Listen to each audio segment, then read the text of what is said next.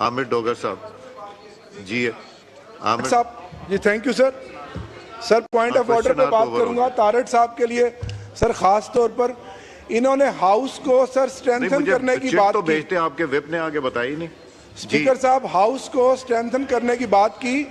आज business advisory में भी हमने बताया कि हमने ऑलमोस्ट अपना काम स्टैंडिंग कमेटीज का डन कर लिया है।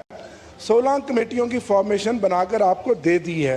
हमारी तरफ से सर कोई देर नहीं है, आप इस पर पूरा काम कर रहे हैं। अगर कोई देर है तो इस साइड से होगी। सर दूसरी बात है, किस मुंह से तारड़ साहब का एहतराम है कि ये हाउस की बात करते हैं।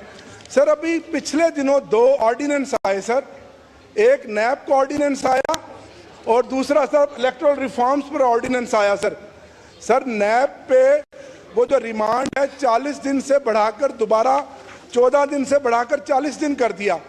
सर जब इन्हीं बेंचों पे अपोजिशन में ये लोग बैठते थे, इतने लंबे लंबे आंसू बहाते थे कि ये जो 14 दिन है, 302 का कैदी जो है उसका भी 14 दिन है, ये 60 दिन बड़ा जुल्म है। तो सर अब ये मुझे बताएं, 2023 अप्रैल में 1 साल पहले ये सर नैब ऑर्डिनेंस में तरमीम करवाई है इन्होंने और नैब में। तो सर 1 साल के बाद कौन सी क़यामत या इमरजेंसी आ गई है कि उस 14 दिन को फिर 40 दिन के लिए कर दिया? क्या है वो? है कैदी नंबर 804 का डर और खौफ। वो इमरान खान को बहादुरों की तरह जेल में बैठा हुआ है। और सर ये जितने मर्जी झूठे मुकदमात बना दें, तोशा खाना की और मुकदमात बना दें, कादर यूनिवर्सिटी का बना दें, सर वो बहादुरों की तरह जेल काट रहा है। जो साइफर केस का हाल हुआ है वो इन झूठे और बेबुनियाद केसों का होगा। सर अब मुझे बताएं कि लॉ मिनिस्टर साहब क्या उस 14 दिन के रिमांड को डिफेंड करेंगे या 40 दिन के रिमांड को डिफेंड करेंगे? यही लॉ मिनिस्टर थे उस वक्त सर। सर दूसरा ऑर्डिनेंस है सर, वो है इलेक्टोरल रिफॉर्म का। जनाब स्पीकर 2013 की असम्बली में मैं था, मैं आपको क्रेडिट देता हूँ, आपने बड़ी सिंसियर एफर्ट से एक parliamentary committee for electoral reforms बनवाई। सर इसहाक डार साहब उसके चेयरमैन थे। इस हाउस में सर मेंबर बैठे हैं, खालिद मकबूल सदीकी साहब मेंबर थे, फारूक स्टार साहब मेंबर थे, इजाजुल हक अपनी जमात की तरफ से थे सर, ये मेंबर थे। सर हमारी तरफ से आरिफ अलवी साहब, शफकत महमूद साहब मेंबर थे।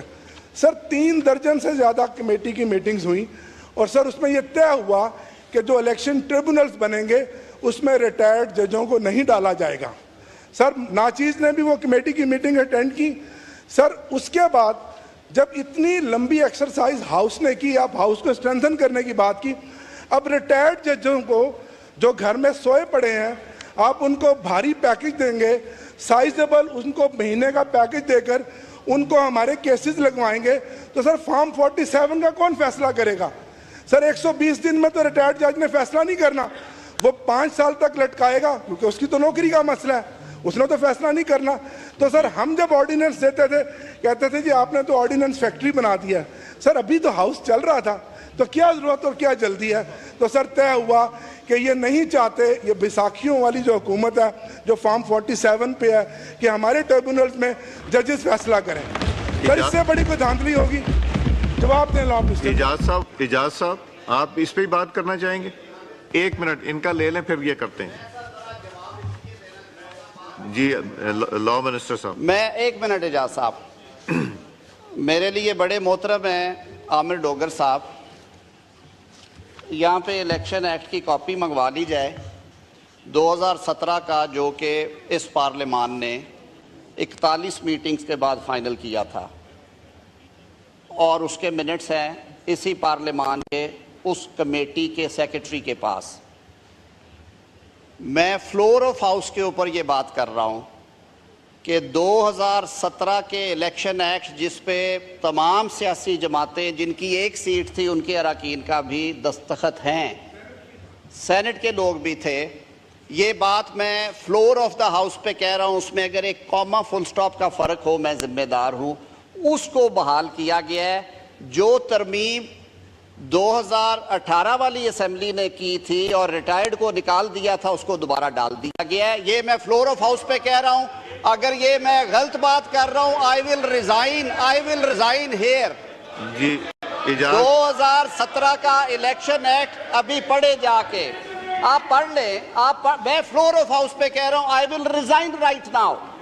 फ्लोर ऑफ हाउस पे ये बात कर रहा हूं। 2017 के इलेक्शन एक्ट की जो लैंग्वेज थी, सेक्शन 140, उसकी लैंग्वेज थी अ पर्सन हु इज और हैज बीन जज ऑफ अ हाई कोर्ट। ये लैंग्वेज, गौर साहब इसको अभी कंट्राडिक्ट कर दे 2017 के ओरिजिनल एक्ट को, I will be out of things. ये ना किया करे बात, ये बाद में तरमीम आई थी। 2018 की असेंबली ने ये तरमीम की, कुछ और तरमीम आई, उन्होंने रिटायर्ड का लफ्ज़ निकाल दिया। स्कीम ऑफ थिंग्स में ये है कि इलेक्शन पिटीशन डिसाइड होनी है 6 माह में। हाई कोर्ट्स ने चिट्ठियों में लिखा कि हमारे पास 82,000 52,000 मुकदमात हैं, हम इतने देंगे, इतने लोग नहीं देंगे। उसके बाद खैंचा तानी रही उसके ऊपर। इदारों के हवाले से कॉन्स्टिट्यूशनल बॉडीज़ हैं, हम सारी सब इदारों की इज्जत करते हैं। वो अदलिया है, वो इलेक्शन कमीशन है, वो पार्लियामान है, सब ने अपनी हदूद में रह के काम करना है। अगर कोई इदारा दूसरे इदारे की टेरिटरी में जाके चीज़ें खींचेगा और अपने मकासद के लिए करेगा तो फिर पार्लियामान ने अपना काम करना है। ये ऑर्डिनेंसेस असेंबली इन सेशन नहीं थी, दिए गए हैं। ये ऑर्डिनेंसेस ले हो रहे हैं आपके सामने। ये प्रॉपर्टी ऑफ पार्लियामेंट होंगे, आप उनको पास करें, आप उनमें तरमीम करें, आप उनको रिजेक्ट करें। ये आपकी स्टैंडिंग कमेटीज आपको रिकमेंडेशंस देंगी, वोट के ऊपर तय होगा, कोई रॉकेट साइंस नहीं है।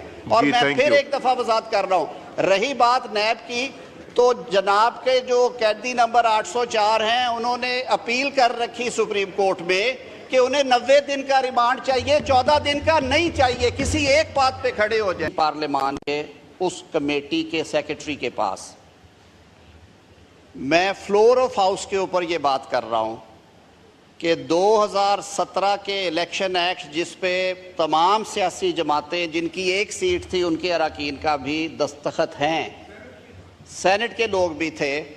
ये बात मैं फ्लोर ऑफ द हाउस पे कह रहा हूं, उसमें अगर एक कॉमा फुल स्टॉप का फ़र्क हो, मैं जिम्मेदार हूं। उसको बहाल किया गया है। जो तरमीम 2018 वाली असेंबली ने की थी और रिटायर्ड को निकाल दिया था, उसको दोबारा डाल दिया गया है। ये मैं फ्लोर ऑफ हाउस पे कह रहा हूं। अगर ये मैं गलत बात कर रहा हूं, आई विल रिजाइन हियर। जी 2017 का इलेक्शन एक्ट अभी पढ़े जाके, आप पढ़ लें, मैं फ्लोर ऑफ हाउस पे कह रहा हूं, I will resign right now. Floor of house पे ये बात कर रहा हूं। 2017 के इलेक्शन एक्ट की जो लैंग्वेज थी, सेक्शन 140, उसकी लैंग्वेज थी अ पर्सन हु इज और हैज बीन जज ऑफ अ हाई कोर्ट। ये लैंग्वेज, गौर साहब इसको अभी कंट्राडिक्ट कर दे 2017 के ओरिजिनल एक्ट को, I will be out of things. ये ना किया करे बात, ये बाद में तरमीम आई थी। 2018 की असेंबली ने ये तरमीम की, कुछ और तरमीम आई, उन्होंने रिटायर्ड का लफ्ज़ निकाल दिया। स्कीम ऑफ थिंग्स में ये है कि इलेक्शन पिटीशन डिसाइड होनी है 6 माह में। हाई कोर्ट्स ने चिट्ठियों में लिखा कि हमारे पास 82,000 52,000 मुकदमात हैं, हम इतने देंगे, इतने लोग नहीं देंगे। उसके बाद खैंचा तानी रही उसके ऊपर। इदारों के हवाले से कॉन्स्टिट्यूशनल बॉडीज़ हैं, हम सारी सब इदारों की इज्जत करते हैं। वो अदलिया है, वो इलेक्शन कमीशन है, वो पार्लियामान है, सब ने अपनी हदूद में रह के काम करना है। अगर कोई इदारा दूसरे इदारे की टेरिटरी में जाके चीज़ें खींचेगा और अपने मकासद के लिए करेगा तो फिर पार्लियामान ने अपना काम करना है। ये ऑर्डिनेंसेस असेंबली इन सेशन नहीं थी, दिए गए हैं। ये ऑर्डिनेंसेस ले हो रहे हैं आपके सामने। ये प्रॉपर्टी ऑफ पार्लियामेंट होंगे, आप उनको पास करें, आप उनमें तरमीम करें, आप उनको रिजेक्ट करें। ये आपकी स्टैंडिंग कमेटीज आपको रिकमेंडेशंस देंगी, वोट के ऊपर तय होगा, कोई रॉकेट साइंस नहीं है। और मैं फिर एक दफा वजाहत कर रहा हूं, रही बात नैब की, तो जनाब के जो कैदी नंबर 804 हैं, उन्होंने अपील कर रखी सुप्रीम कोर्ट में कि उन्हें 90 दिन का रिमांड चाहिए, 14 दिन का नहीं चाहिए। किसी एक बात पे खड़े हो